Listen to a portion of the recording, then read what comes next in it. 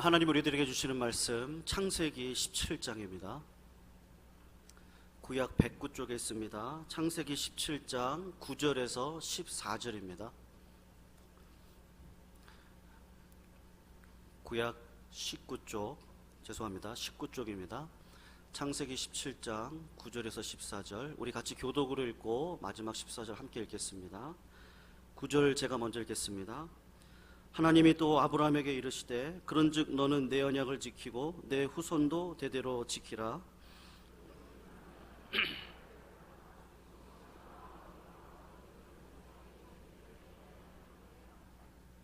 너희는 양피를 베어라. 이것이 나와 너희 사이의 언약의 표징이니라.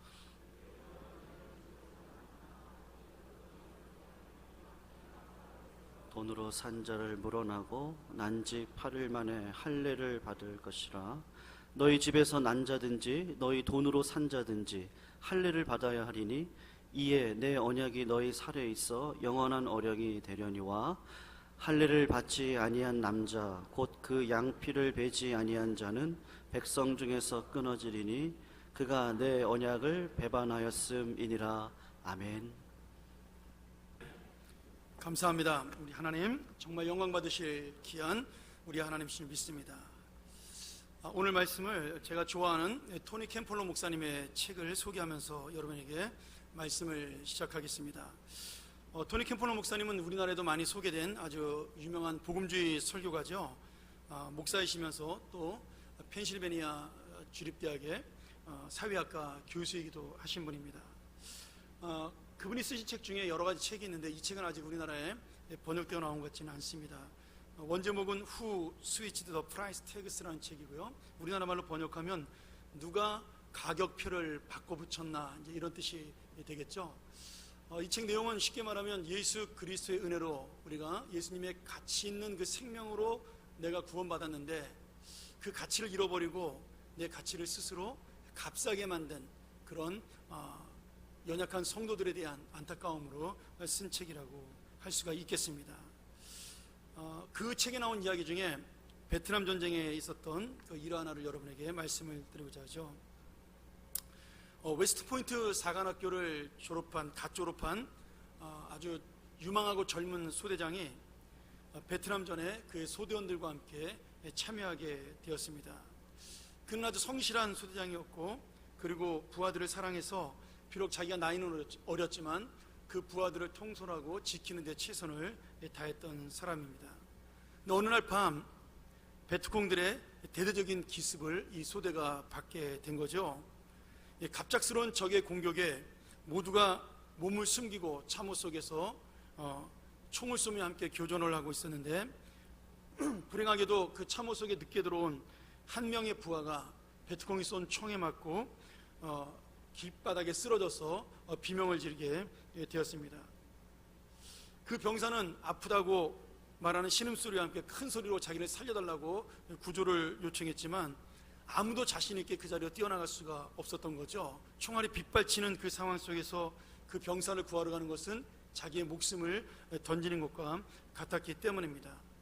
그러나 이 젊은 소대장은 자기 부하의 신음소리를 듣고 결국 자기가 직접 그 부하를 구하기 위하여 그 빗발치는 총알 속으로 뛰어들어가게 됩니다. 그 소대장 간신히 병사에게 다가가서 그 병사를 부축해서 다시 안전한 참호로 돌아오게 되었는데요.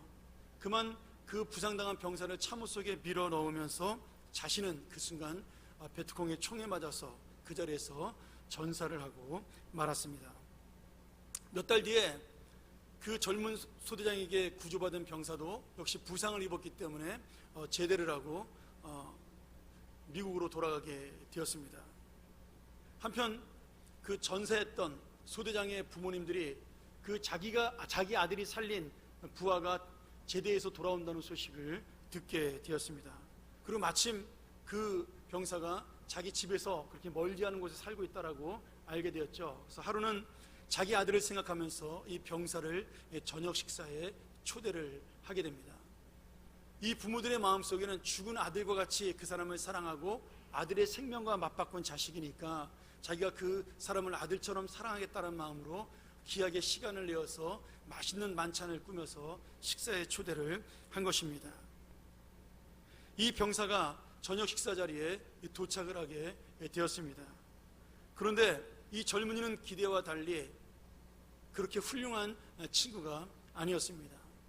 초대받은 그 자리에 술이 잔뜩 취해서 왔을 뿐 아니라 그 자리에 와서 처음 보는 그 부모님을 바라보면서 시끄럽고 저속하고 무례한 이야기를 하고 농담을 했습니다. 자신 때문에 죽었던 그 아들 잃은 부모의 마음은 조금도 헤아리지 아니하고 자기의 이야기만 잔뜩 늘어놓고 저속한 농담을 하다가 돌아가게 되었습니다. 그의 말과 행동 속에는 자신을 위해서 죽었던 그 소대장의 부모에 대한 배려도 또 소대장에 대한 고마움도 없었습니다. 그럼에도 불구하고 이 병사를 초대한 그 소대장의 부모님들은 최선을 다해서 그를 대접했고 의미 있는 저녁이 되기를 바랬고 그 사람의 마음이 자기들과 하나가 되기를 원했습니다. 그러나 끝까지 그 저녁 자리는 즐거운 자리가 되지 못했습니다. 고통스러웠던 그 저녁 식사가 끝나고 그 젊은 병사가 돌아갔습니다. 소대장의 아버지가 그 병사를 돌려보내면서 문을 닫고 돌아섰을 때 그 죽은 젊은 소대장의 어머니가 눈물을 흘리면서 그 자기 남편에게 이렇게 울부짖었습니다. 내 귀한 아들, 내 사랑하는 아들이 저런 사람을 위하여 죽었나요?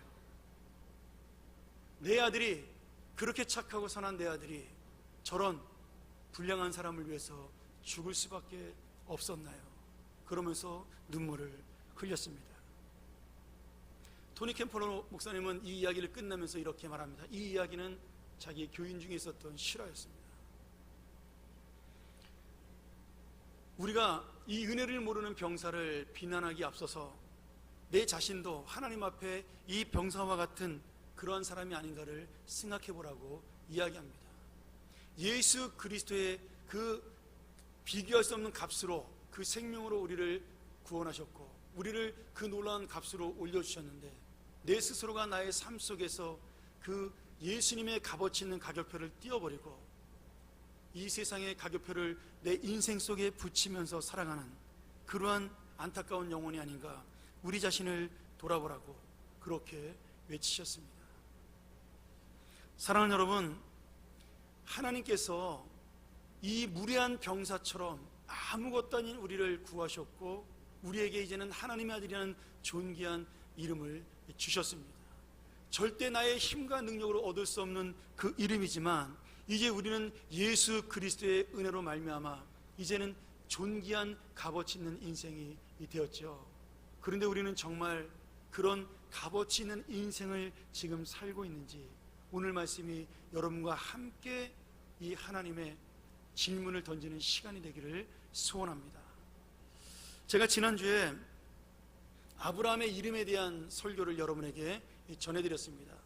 원래 아브람이라는 이 세 글자의 이름은 아버지가 지어준 높은 자라고 말씀을 드렸어요. 이 땅에서 높고 훌륭한 사람이다라는 이름이었습니다. 그러나 아브람이 하나님과 다시 한번 하나님의 거룩한 사람으로 새로운 언약을 맺은 다음에 하나님은 그의 이름을 아브라함이라는 네 글자의 이름, 다시 말하면 많은 사람의 아버지라는 이름으로 바꾸어 주셨습니다. 단순히 세 글자가 네 글자로 변한 것이 아니라 이제는 개인의 욕심과 개인의 야망과 개인의 욕망을 향하여 달려가던 그 이름에서 이제는 많은 사람, 다시 말하면 하나님의 허락하신 수많은 영혼들을 위하여 달려가는 그러한 믿음의 조상이다라는 의미로 하나님께서 그 이름을 바꿔 주신 거죠. 아브라함은 그 이름이 바뀜으로 인해서 다시 한번 하나님의 값어치 있는 인생이 되었다라고 스스로가 깨닫게 된 것입니다. 그리고 오늘 아브라함의 이름을 바꿔주신 후에 하나님께서는 그에게 새로운 인생을 살라고 말씀하시면서 그 새로운 인생을 사는 증거로 내 앞에서 할례를 행하라고 하나님께서 요청을 하십니다. 제가 몇 주 전에 잠깐 말씀드렸지만 이 할례라는 것은 지금 쉽게 말한다면 남자들이 행하는 포경수술과 똑같은 의식입니다.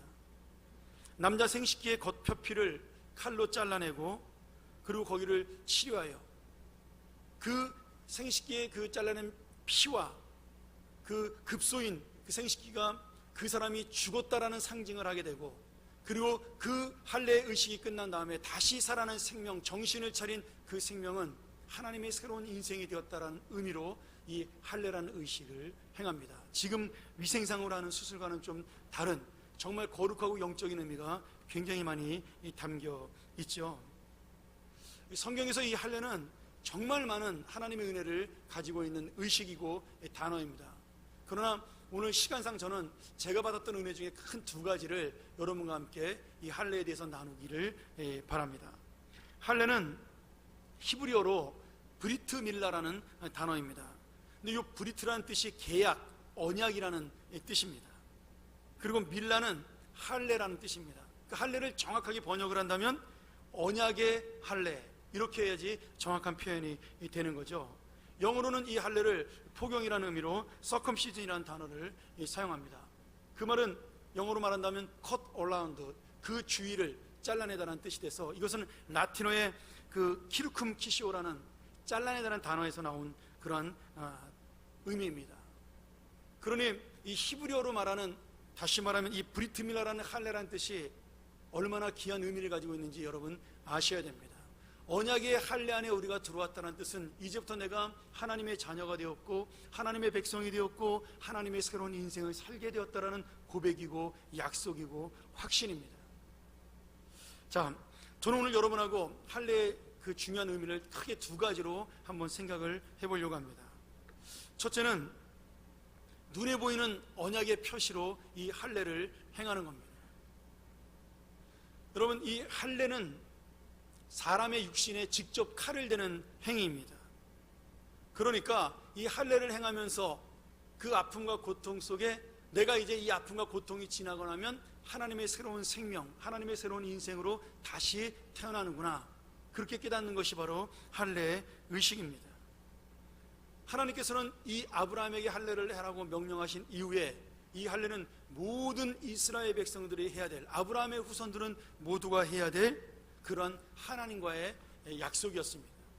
심지어 가족뿐 아니라 돈을 주고 산 종들도 같이 이스라엘 사람과 살고 하나님을 믿으면 이 할례의 의식을 행해야만 했습니다. 그리고 이스라엘 사람 중에 만일에 이 할례를 행하지 아니하면 하나님과의 언약을 무시하는 것이라고 생각을 해서 하나님께서 그 사람은 끊어버리겠다라고 말씀을 하고 있는 겁니다. 그러니 그 구약에서 이스라엘 백성들, 다시 말하면 하나님을 믿는 모든 백성은 이방 백성들이 이스라엘로 들어와도 마찬가지입니다. 이 할례를 행해야지만 하나님의 백성으로 인정을 받았습니다.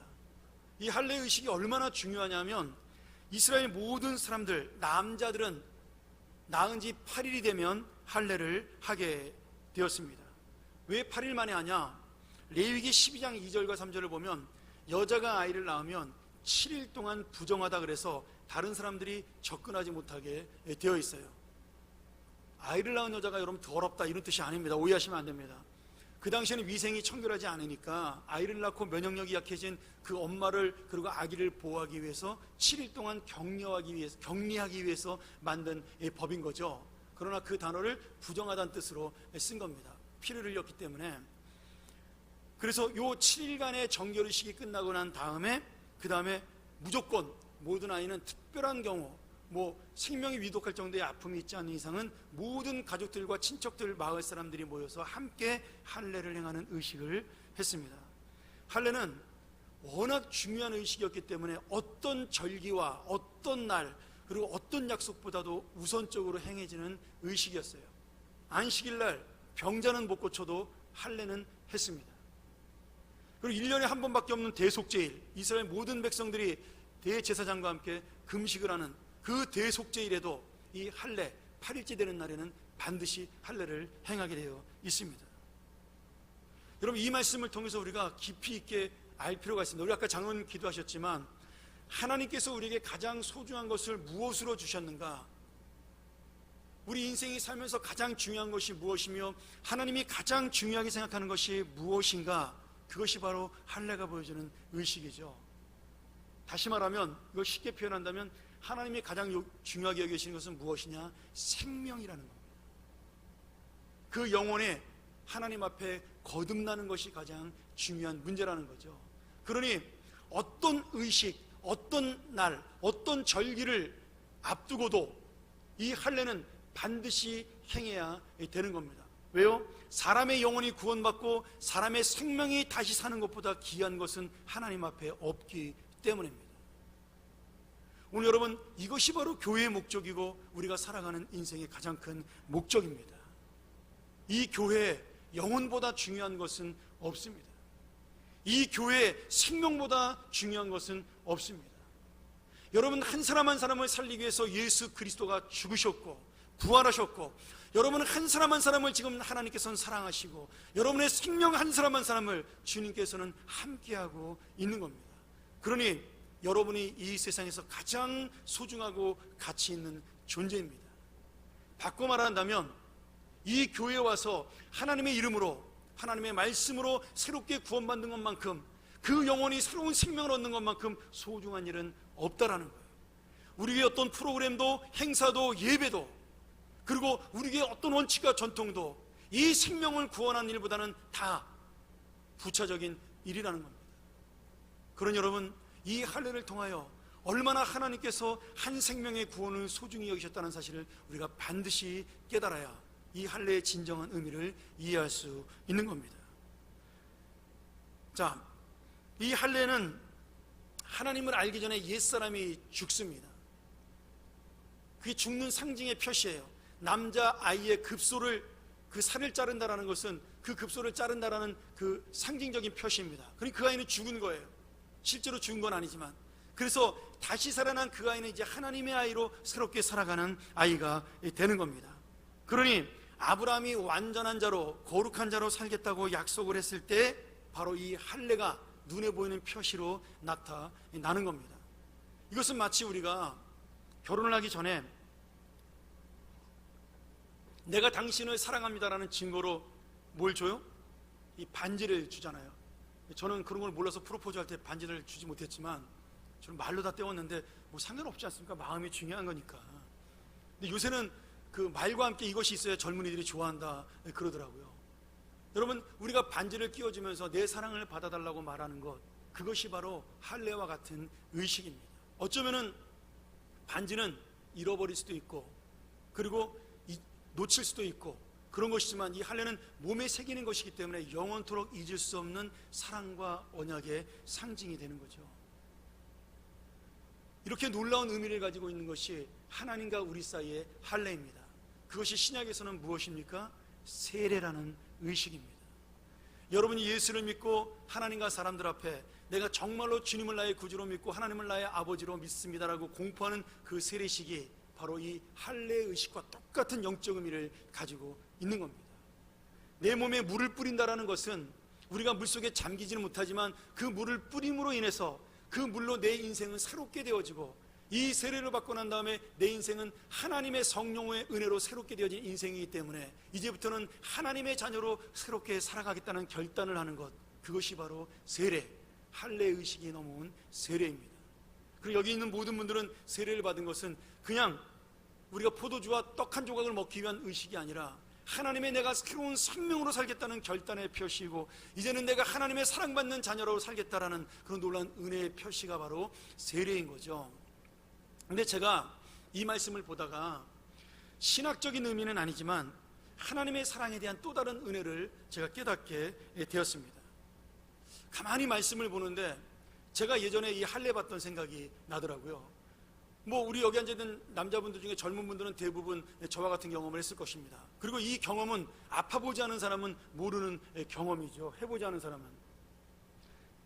여자들이 아이를 낳을 때 힘들다 그러지만 남자도 마찬가지입니다. 이 할례를 하고 포경을 할 때 얼마나 고통스럽고 아픈지 모릅니다.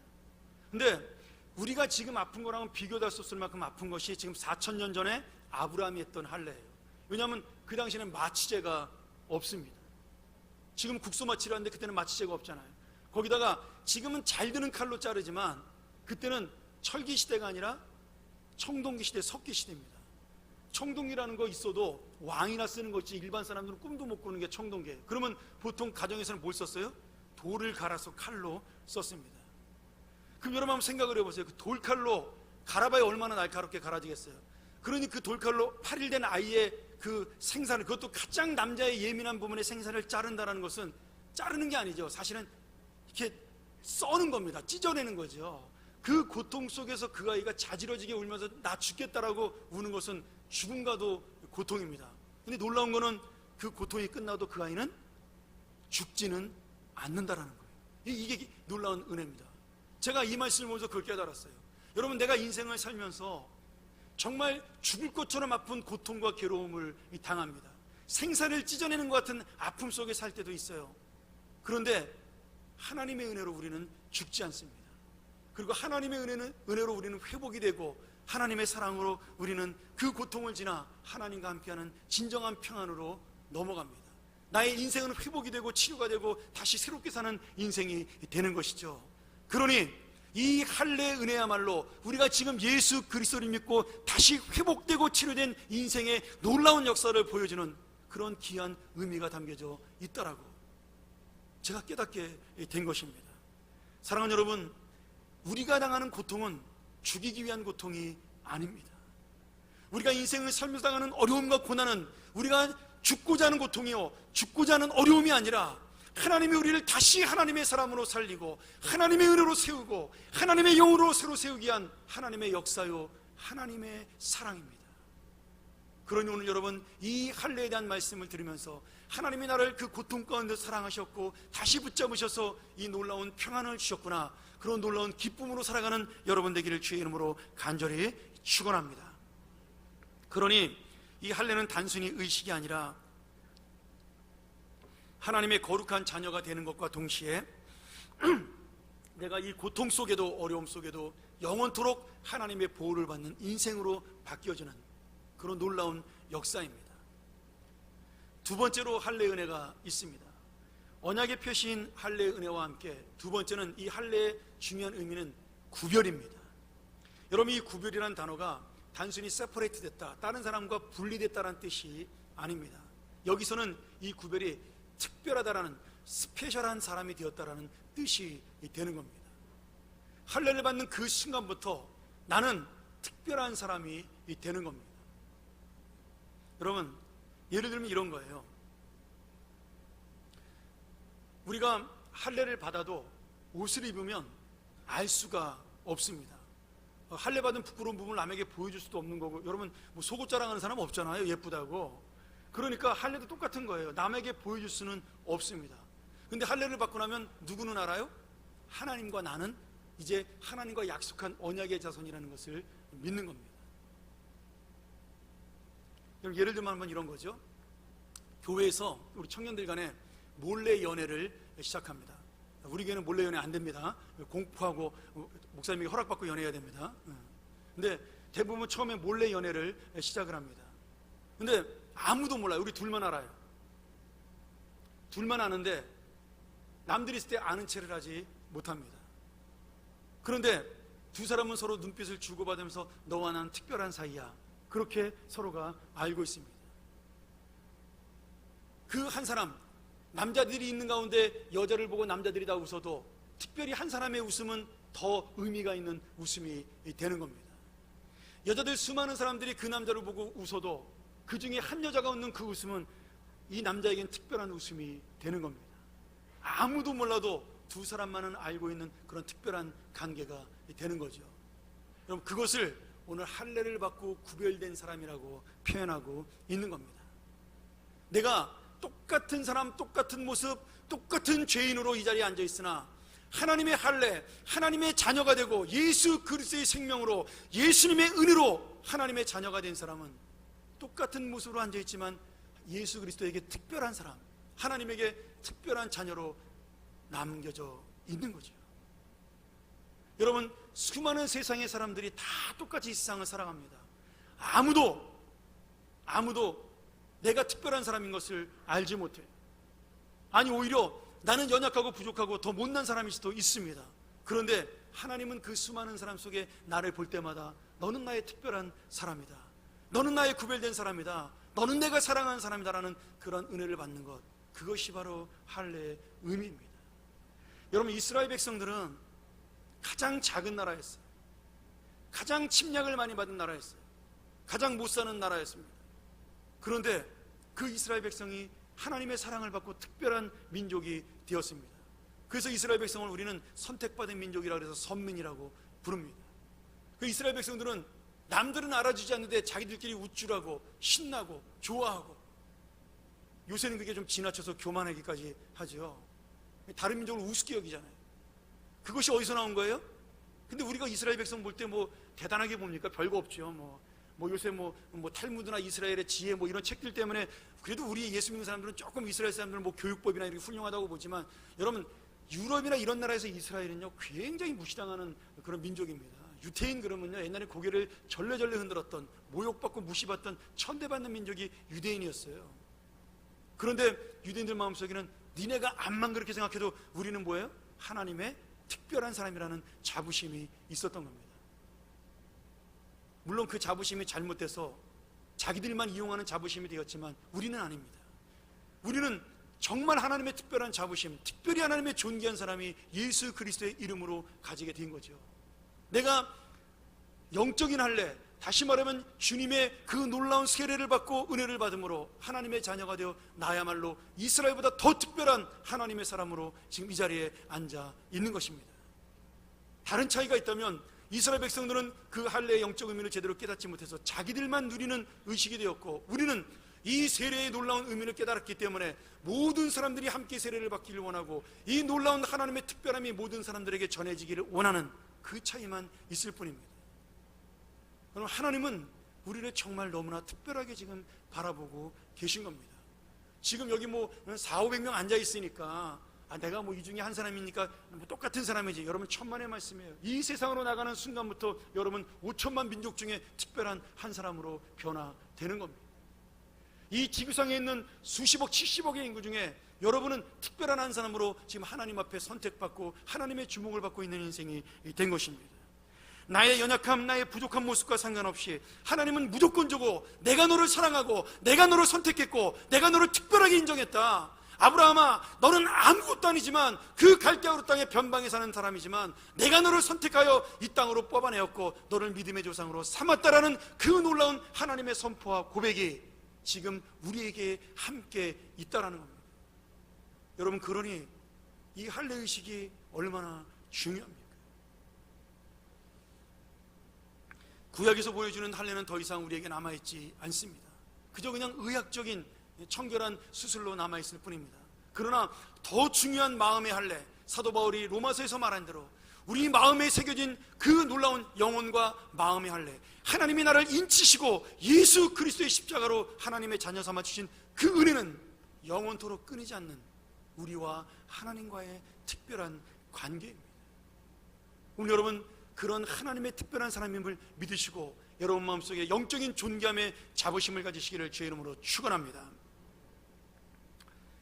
그래서 여러분, 하나님의 거룩한 자로 산다라는 것, 완전한 자로 산다는 것은요 억지로 하는 것이 아닙니다. 내가 왕의 자녀이기 때문에 왕자답게 공주답게 살아간다는 것은 여러분 억지로 하는 것이 아니에요. 처음에는 훈련이 필요하죠. 그러나 나중에는 어떻게 돼요? 왕의 위엄이 저절로 흘러나오는 겁니다. 왕의 인격이 저절로 흘러나오는 겁니다. 이걸 우리나라 말로 뭐라고 표현해야 되나요? 이 영어에서는 이거 인터그리티라는 아주 좋은 단어가 있는데 우리나라에서는 기품이라고 표현해야 되나요? 기품? 여러분, 예수를 믿으면요 예수 믿는 기품이 있어야 됩니다. 잘 살고 못 살고 뭐 많이 배우고 못 배우고 그런 의미가 아니에요. 그 사람을 바라보는 순간에 하나님의 특별한 은혜가 그 사람에게 있기 때문에 저 사람에겐 나에게 없는 예수 그리스도의 기품, 향기라고도 표현할 수 있겠죠. 그런 것들이 자연스럽게 내 몸 안에서 흘러나오는 겁니다. 하나님을 닮고자 하는 마음이 흘러나오는 것이에요. 하나님께서 우리를 만드실 때 금그릇, 은그릇, 질그릇 여러 가지 종류의 그릇으로 만드셨어요. 근데 하나님은 금그릇이 더 좋은 것이고 은그릇이 더 좋은 것이고 질그릇이 더 좋은 것이다 그렇게 말씀하시잖아요. 하나님의 그릇답게 사는 것, 그 그릇의 기품이 흘러나오는 것. 여러분, 금으로 된 그릇 그거 말짱 소용없는 겁니다. 그까짓 거 뭐 팔아먹을 땐 소용이 있을지 모르겠지만 장식장에 넣어놔 보세요. 아까워서 밥도 거기다 못 퍼먹으면 그게 무슨 그릇이에요. 그건 그릇이 아니죠. 비록 투박한 질그릇이고 사기 그릇이고 아무것도 아닌 것처럼 보여도 하나님 앞에 쓰임받는 것, 하나님의 존귀함으로 사용되는 것, 그것이 바로 우리의 역할이고 우리의 사명이요 우리의 인생입니다. 오늘 여러분, 저는 그러한 하나님의 사람으로 쓰임받는 기쁨이 여러분에게 흘러나오기를 주의 이름으로 자연스럽게 나오기를 축원합니다. 말씀 정리하고 마치도록 하죠. 제가 오늘 마지막으로 한 사람을 소개하고 여러분에게 말씀을 정리하려고 합니다.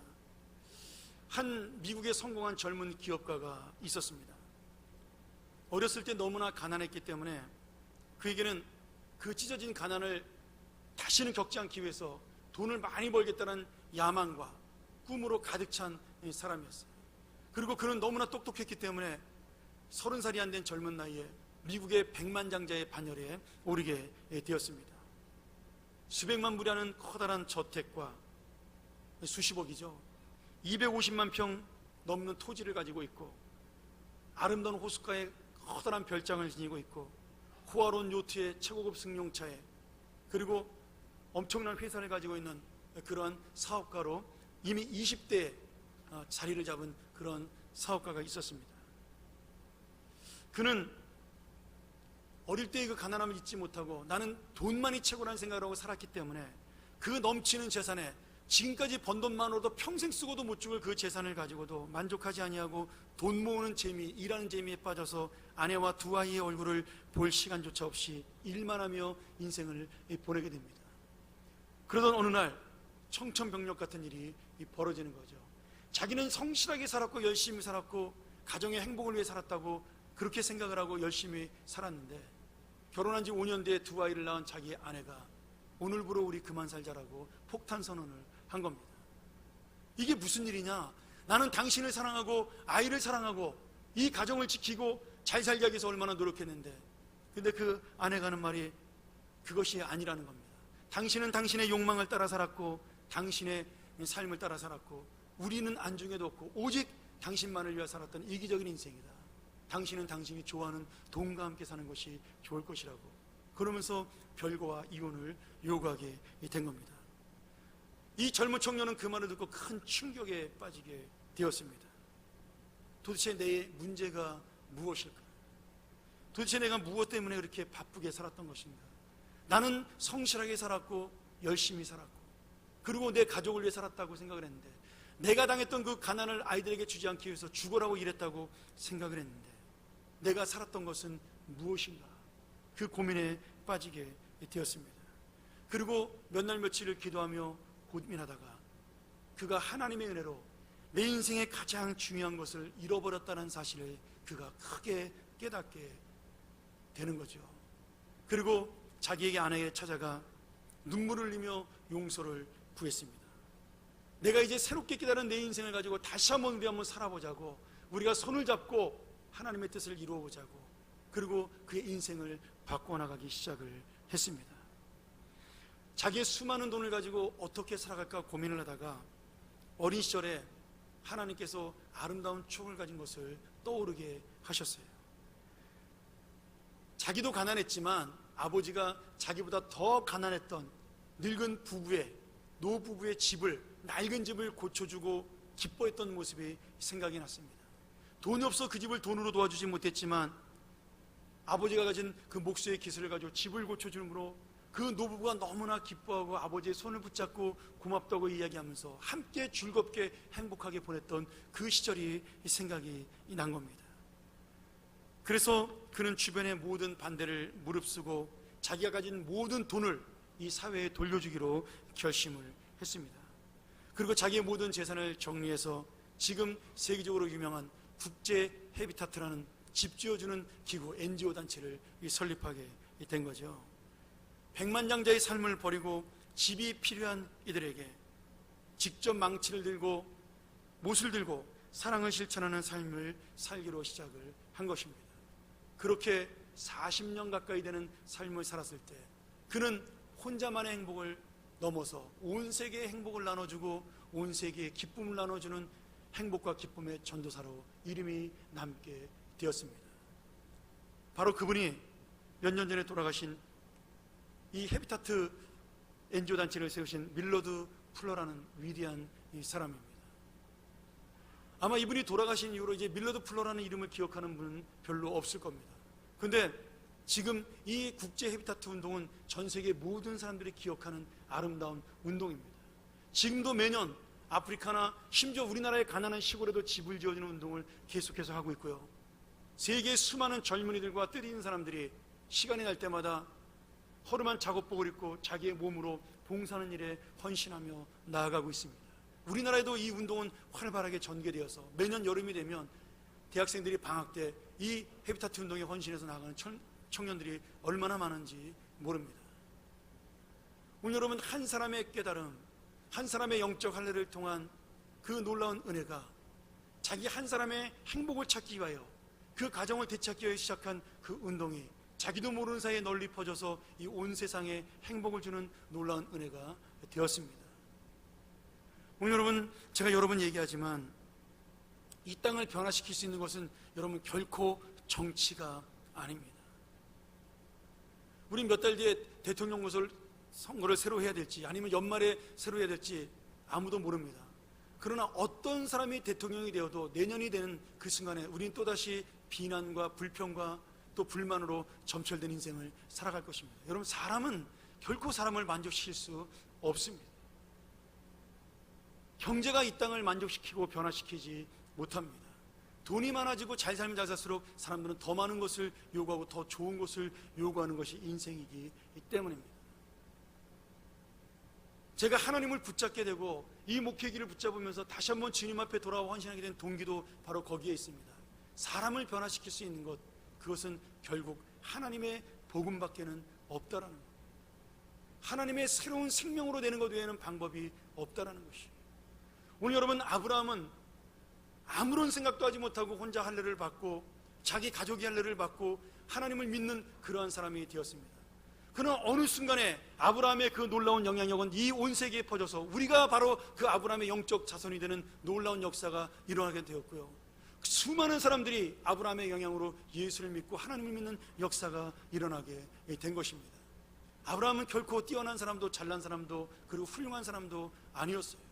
그러나 그가 하나님의 새로운 생명으로 살겠다는 그 언약의 결심, 하나님의 언약 속으로 들어가 하나님과 함께 하겠다는 그 결심을 하는 순간부터 그의 인생을 통하여 이 땅은 변화되기 시작을 한 것입니다.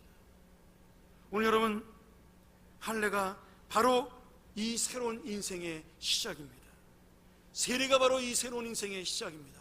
내가 주님을 아버지로 고백함이 바로 새로운 인생의 시작입니다. 예수 그리스도를 구주로 고백함이 바로 내 인생의 새로운 시작입니다. 그러니 이제 나의 인생과 삶은 주님이 원하시는 삶, 나도 모르는 사이에 이 땅을 하나님의 나라로 변화시키는 삶, 그런 삶으로 나아가야 하는 겁니다.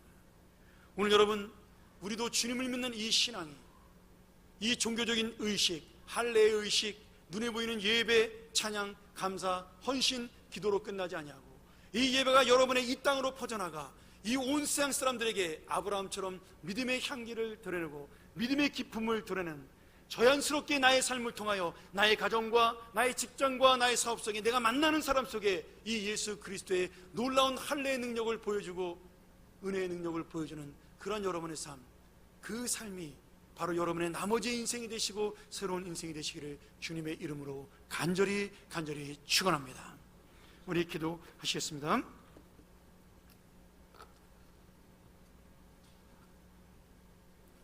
전능하신 아버지 하나님, 오늘 우리가 아무것도 아닌 인생임을 고백합니다. 그러나 또한 나와 같은 인생을 하나님의 자녀로 삼아주시고 새로운 인생을 주셨음을 감사함으로 또 고백합니다. 아버지 하나님, 이 감사한 인생을 내가 어떻게 살 것인지 결단하는 시간 되게 도와주시고 나의 아둔하고 미련한 지혜로 살아가는 것이 아니라 하나님의 지혜를 구하며 내가 어떻게 하나님의 사람으로 살아갈 것인가를 날마다 기도하는 우리의 귀한 자녀들, 하나님의 사람들이 되게 도와 주시옵소서. 아버지 하나님, 이 교회가 바로 이 생명을 사랑하고 영혼을 사랑하고 한 생명을 가장 무엇보다 소중히 여기는 교회, 이 복음을 통하여 이 땅을 바꿔주는 교회로 살아갈 수 있도록 인도하여 주시옵소서. 하나님의 그 거룩한 은혜 속에 참여함을 감사하며 예수님의 이름으로 간절히 기도하옵나이다. 아멘.